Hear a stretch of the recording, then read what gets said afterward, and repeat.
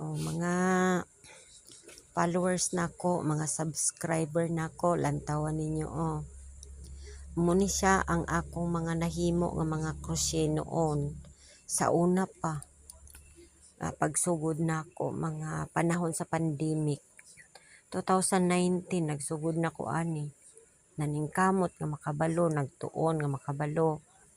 Sa simpleng na akong ginahimo na pagkikitaan ko, pares ani o mga bulaklak, kaning curtain holder, yung tropilo, yung hairband, yun. Ito o salvation keychain. Yan. Ito scarf. Ito tropilo din ito.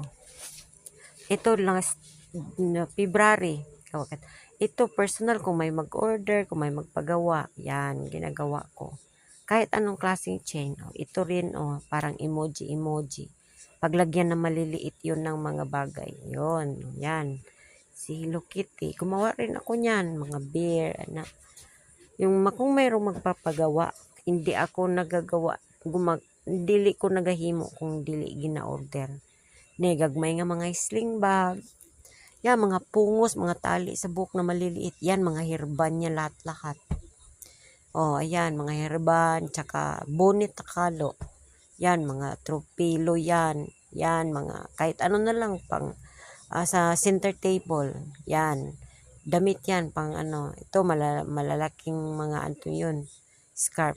Yan, bulaklak. Kahit anong bulaklak. Yan, backpack yan sa mga estudyante. Yan, mga sling bag, wallet, curtain holder, yan, yun siya.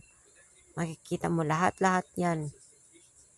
Na pagkakitaan ko, tsaka yan, nagkakatulong. Maraming salamat po mga sa panonood. Huwag niyong kalimutan mag-subscribe. Bye-bye.